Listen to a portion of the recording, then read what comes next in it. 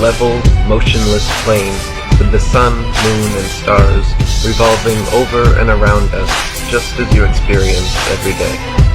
The North Pole is the magnetic monopole center point, with Polaris, the North Pole star, situated directly above.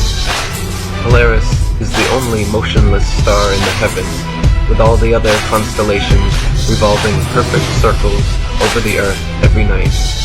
The so-called planets, known to the ancients as wandering stars, were named such because they were observed then, as we can observe today, to wander the heavens, taking their own unique spirograph-like patterns, making both forward and retrograde motions over and around the Earth during their cycle.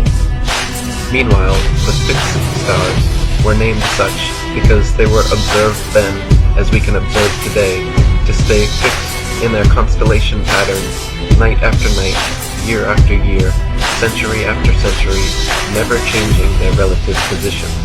If Earth was truly a tilting, wobbling, spinning space ball, as NASA and modern astronomy proclaim, rotating 1,000 miles per hour on its axis, revolving 67,000 miles per hour around the Sun, spiraling 500,000 miles per hour around the galaxy, and shooting off several million more miles per hour through the universe, the star patterns would never look the same 2 nights in a row, let alone be fixed in exactly the same constellations for thousands upon thousands of years.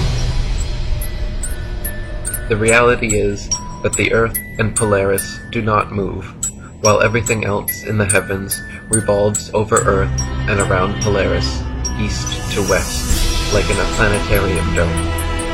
Our Earth planetarium, however, is so vast that perspective won't allow any observer to see all the stars simultaneously from any one vantage point. We can see Polaris, Ursa Major and Minor, and other northern constellations from every point north of the equator simultaneously, but conversely, we cannot see the so-called South Pole star, Sigma Octantis, the Southern Cross, or other outer constellations simultaneously from every point south of the equator, because they all sweep over a great southern arc from their rise in the evening to their setting in the morning. Facing north, the stars turn counterclockwise from right to left. Facing south, they turn clockwise from left to right. Facing east, they rise in front and set behind, while facing west, they rise behind and set in front. So their apparent motion, angle, and inclination changes depending where you are on Earth and what direction you are facing, but their actual movement is always east to west.